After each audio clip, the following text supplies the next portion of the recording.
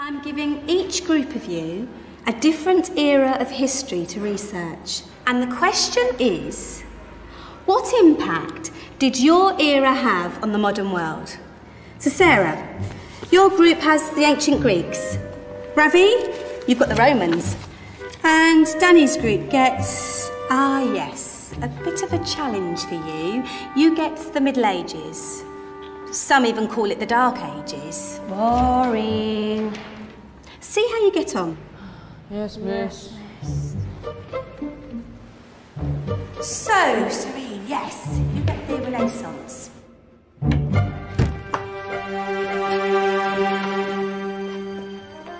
Is that the librarian? I guess so. How are the Dark Ages going to have anything to do with us? Excuse me. Sorry to bother you. What do you want? We need to find out what impact the Dark Ages had on the modern world. Never was a period of history so poorly named. Don't touch. It's priceless.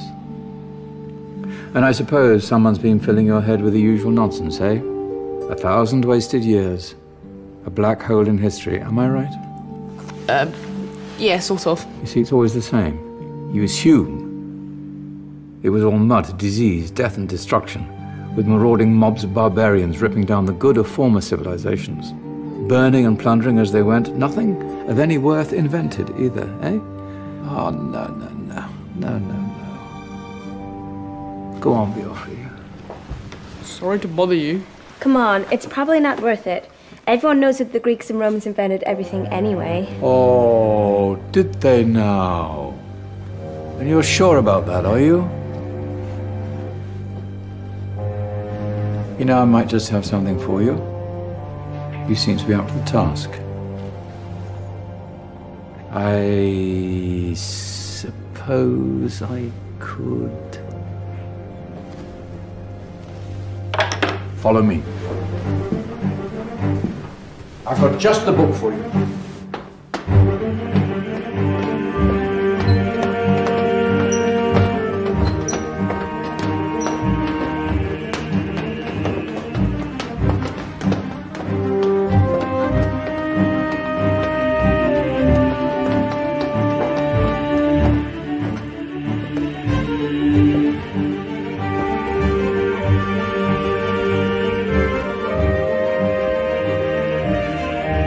Where are we going? I don't know. Ask him.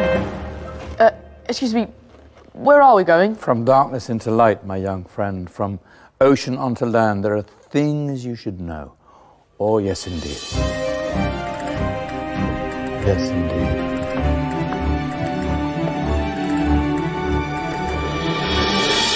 Now, I know I left it round here somewhere.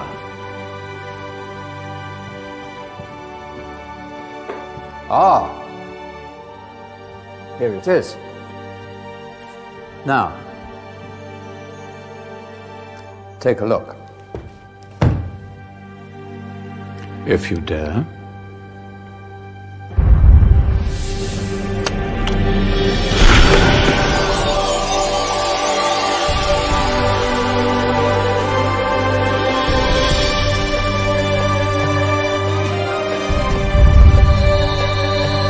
What's going on?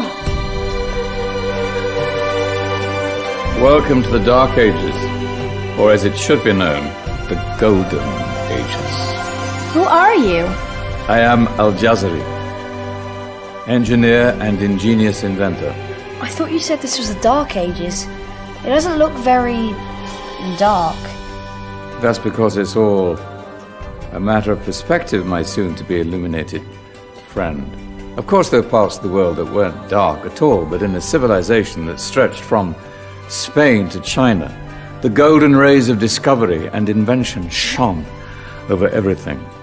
What civilization? The Muslim civilization, my young friend.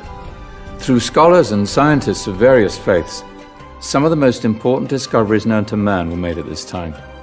Discoveries that drew on knowledge of the ancients, but have more connections with your modern world than you could possibly ever imagine. Like what? Well,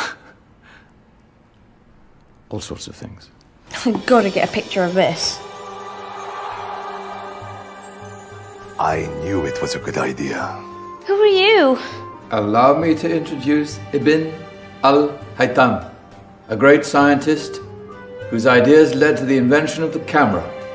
You invented the camera? I laid the foundations for modern cameras by explaining how our eyes work. I found a way of projecting an image onto another surface through a small hole in a dark room, later called camera obscura. Think of all the things that evolved from this discovery. Cameras, cinema, all share the same principle. Cool. Look out below! Who's that?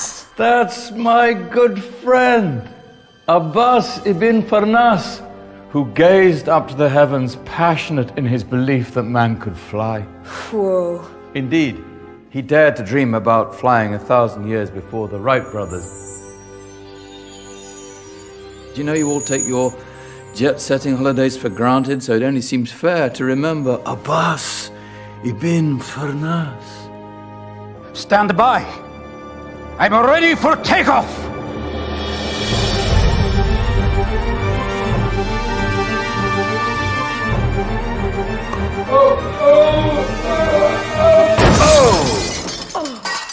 He did forget one thing, though. A tail, useful for landing. My back. Is there a doctor in the house? Did someone call? Ah, my old friend, why don't you introduce yourself to my young guests? I am Abul Qasim al-Zahrawi. Many call me the father of surgery. Did you actually do surgery back then? Of course we did. In fact, many of the surgical tools that I invented are still used in your modern hospitals. Excuse me, a patient needs my attention. Scalpel? I think I may need some stitches. In that case, I'll use catgut. Catgut? From the gut of animals. Perfect for stitching up internal wounds. Your surgeons are still using it today. Sorry, mustache.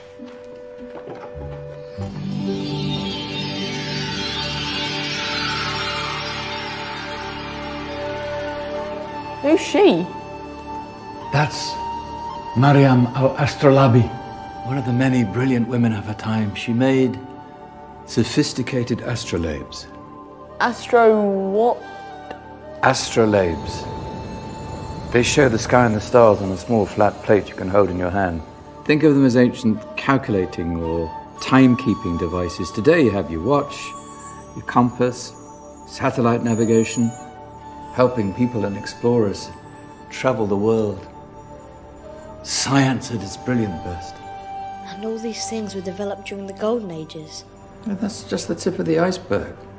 There were thousands of other inventions covering all areas of life, and in the years that followed, their influence spread across the whole of medieval Europe. So you see, it wasn't so dark after all.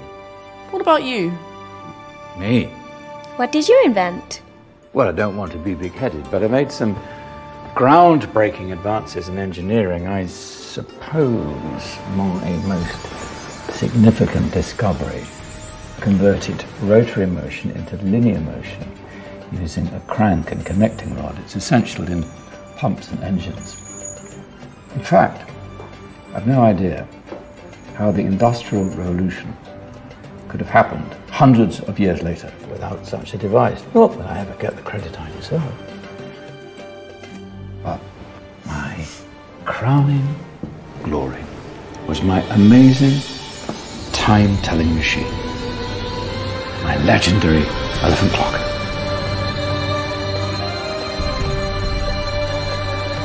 It's a clock. Yes. Dozens of components collected from different cultures around the world.